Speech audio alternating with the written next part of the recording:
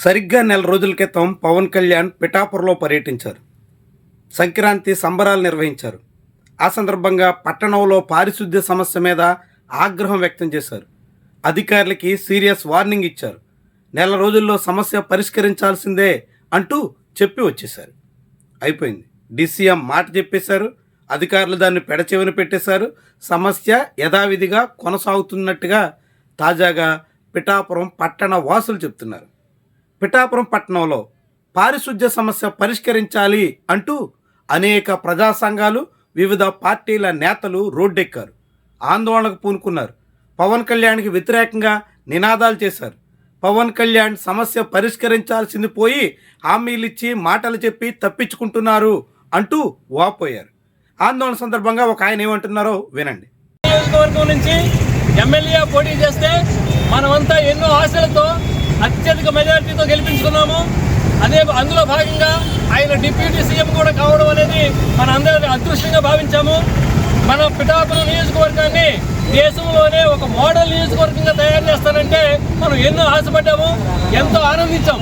అయితే ఆయన చాలా కార్యక్రమాలు చేపడుతున్నట్టుగా మనకు వార్తలు వస్తున్నాయి. ఆర్ఓబి కానీ, ఫ్లైఓవర్ కానీ, కోర్టులు కానీ ఇంకా ఏవో చేస్తున్నారు. కానీ ఇవన్నీ దీర్ఘకాలికమైనటువంటి కార్యక్రమాలు. ఇవి ఫలితాలు ఇచ్చేటప్పుడు చాలా టైం పడుతుంది. కానీ పిఠాపురం నియోజకవర్గంలో మొత్తం పారిశుద్ధ్యం అనేది చాలా అధ్వానంగా ఉంది. దోమల బెడద చాలా ఎక్కువైపోయింది. మురికి కాలువలు తీసేవాళ్ళు లేరు, రోడ్లు ఊడ్చేవాళ్ళు లేరు, ప్రజలు అనారోగ్యం పాలైపోతున్నారు.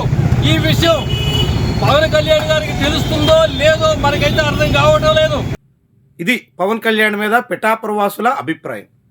పిఠాపురం పట్టణంలో నానాటికి జనాభా పెరుగుతున్నప్పటికీ పెరుగుతున్న జనాభాకు తగ్గట్టుగా పారిశుద్ధ్య కార్మికుల నియామకం చేయట్లేదు.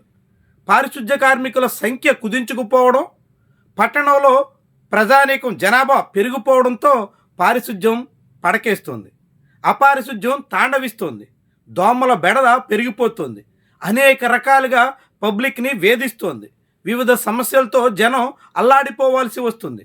ఇలా అనేక మంది ఆందోళన చెందుతున్నప్పటికీ ప్రభుత్వం మాత్రం పట్టనట్టే కనిపిస్తుంది.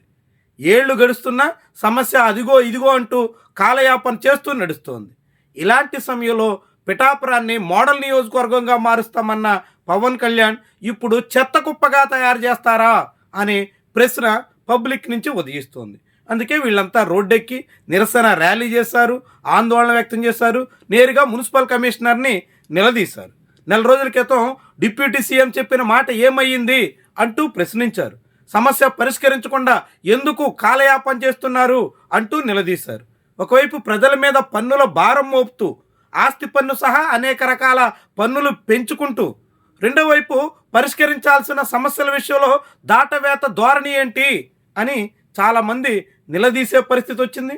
ప్రభుత్వాన్ని తీవ్రంగా నిరసించాల్సినటువంటి స్థితి కూడా వచ్చింది. చివరికి వాళ్ళందరికీ మున్సిపల్ కమిషనర్ నచ్చజెప్పి త్వరలోనే సమస్య పరిష్కరిస్తాం అని చెప్పాల్సిన పరిస్థితి వచ్చింది.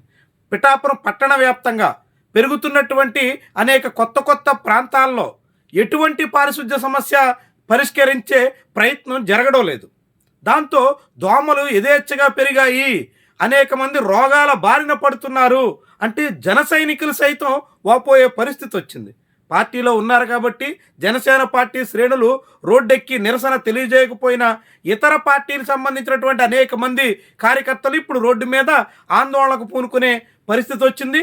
పవన్ కళ్యాణ్ తాను చెప్పిన మాటను పరిష్కరించకుండా ఇలా మాటలు చెప్పి వచ్చేసి అక్కడేదో జరుగుతుందన్నట్టుగా సోషల్ మీడియాలో ప్రచారం చేసుకుని గ్రీన్ మ్యాట్స్ కట్టడమే చాలా ఘనత అన్నట్టుగా చెప్పుకునే పరిస్థితి వస్తే పవన్ కళ్యాణ్ని పబ్లిక్ సహించరు అనడానికి తాజా నిరసన కార్యక్రమం ఒక సంకేతంగా చూడాల్సి ఉంటుంది.